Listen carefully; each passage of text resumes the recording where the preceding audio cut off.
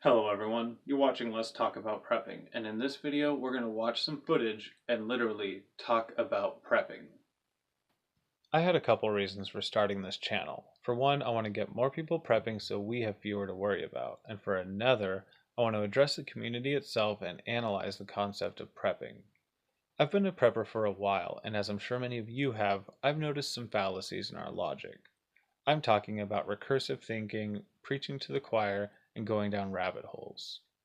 We're forced to speculate on a lot here, and that's fine, except where we're speculating on hypotheticals and speculation, and starting to pull our theories up by their own bootstraps. There are a few concepts in this community that we've agreed upon by consensus and which some people have started to take as doctrine. I've seen in a few live stream chats and comment threads where people think they have a very clear concept of what it will look like when crap hits the fan, even if they have no idea about what will cause it, and that's just odd to me. I want to be clear that I've been guilty of believing in conspiracy theories and deadline events, and at multiple times I've believed that the collapse was soon or the dollar couldn't last. But the fact that I'm talking to you on YouTube today shows that I can be very wrong.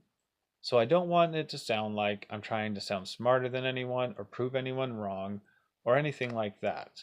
I just want all of us, myself included, to be thinking about how we think about things.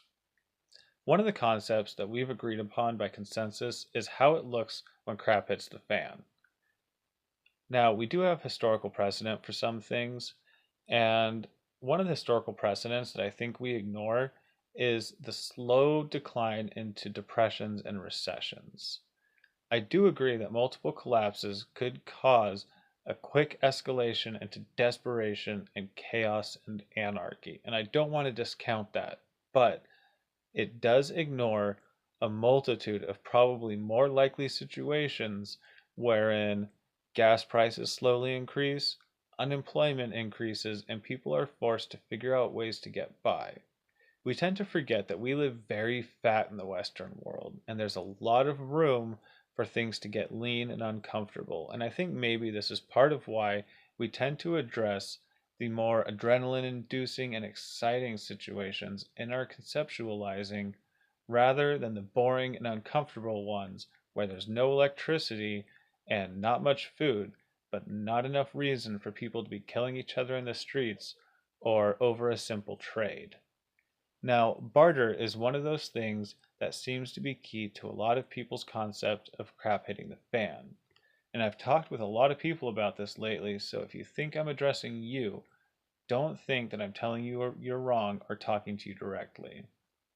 A lot of people seem to think that barter will only happen in the most dire situations, and that in those situations, people would be just as likely to kill you as to trade with you. And I don't really get this one, guys. Barter already happens, and I'm not talking about cheesy hippie barter fairs. Mutual assistant groups, Facebook swap groups, and homesteader areas already have thriving barter economies. These are things in which people are able to get all of their needs and rarely have to go to the store or rely on anybody outside of their groups for all of their needs. And these are the kinds of things that will simply continue in most situations and not simply stop because all of a sudden crap has hit the fan. I do understand that in dense population centers in various other areas, there are going to be a lot of desperate people. But I also think that there will be a lot of people who aren't desperate but who do need things and need to trade for those things, and who have things to trade for those things. And I don't think that everybody who is prepped will simply lock their doors and successfully be completely isolated from the outside world. I think you will realize that you need things. And I also think that in a lot of situations, you'll realize that not everyone who trades is at risk of being in a violent situation, and that you have a lot of things which you could use to essentially become wealthy. If things are calm enough that there is a thriving barter market, you could put yourself in a very nice situation by having a lot of propane canisters to trade, or various other things that people will need if they have food, bullets, and band aids, but not razor blades or tampons or various other things that they see as pretty much necessary to life if the basic necessities are covered. And I know that in a lot of situations, there's going to be a majority of people who don't have basic necessities, and that being able to trade food or simply stay away from them will be your best bet. But there are many, many, many situations like $10 a gallon gasoline where you might find yourself in a situation where having a few things to barter will be a great benefit because people aren't necessarily killing each other rather than just trading some rice for some razor blades or something like that. Another thing that I notice a lot of people having some hazy conceptions over is the value of gold and silver. Now, this is also tied to the idea of barter. If people don't have food, gold is pretty much worthless. Or if they don't have a gun, they can't help protect their family with silver. But that is simply assuming that no one has food or everybody is always fighting each other. If you are in a group of people in your local area who has food, who have all their basic necessities covered, and who wants to save their hundreds of thousands of cash dollars that they have before the collapse in a type of value that will eventually definitely be valuable again unless all of humanity spends the rest of history living in caves and hardly ever exchanging anything over the value of a couple days worth of food with each other. People will always be trading over things like territory rights, horses, houses, vehicles, guns, and various other things as a group or as individuals. And in those situations, they're definitely going to need something to take the place of large amounts of value. Now, I've also noticed other people referring to the need to save these things. And I think that people who have a lot of money to help prep tend to forget how hard it can be to prep on a budget. I've seen people suggest to others that it's possible to save 10th ounce gold coins if you save up for it. Now, I try to never spend more than 5 or 10% of my budget on gold or silver, and the reason for this is that I am prepping on somewhat of a budget. Buying gold should only be something that you do to save a portion of what you have in your budget. If you need to spend something that you might have otherwise spent on food or medicine or various other basic preps on something like gold, simply for the goal of having some gold set aside because you think it's some kind of priority, then I think you need to readdress how you're picking your preps. You don't need to have a little bit of everything that people say you need to have as a prepper.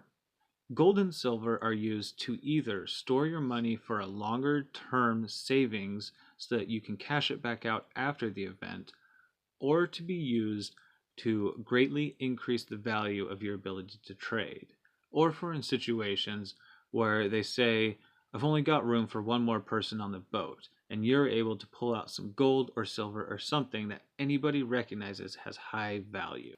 Obviously, in this situation, other things like a gun or food if it's super valuable will be another option, but gold and silver give you something which is neutral to you that you can trade away and which has a high value. I myself carry a few ounces of silver as well as various other barter goods so that if someone comes on the television and informs everybody that the dollar is officially worth 10% of what it was 1 minute ago, I can turn around and head home, and if I need to stop somewhere because heaven forbid I'm out of gas and didn't fill it up at halfway like I always do, or something else comes up, I can pull out some silver, and in a situation where someone would otherwise say, sorry, your dollars are worthless even if you have 2,000 of them, that person might say, if that's real silver, I'll trade you all of blank. And if that's the kind of situation that might occur, it's definitely worth putting a little bit of money aside to have some silver or gold if for you that's a small portion of your budget. For lots of people like me, it's going to have to suffice to just get enough to give you the edge in a few situations and to put the rest of your money towards real intangible things, like the food, bullets, and guns that you need to catch up to these other preppers who are talking about stacking a lot of these things.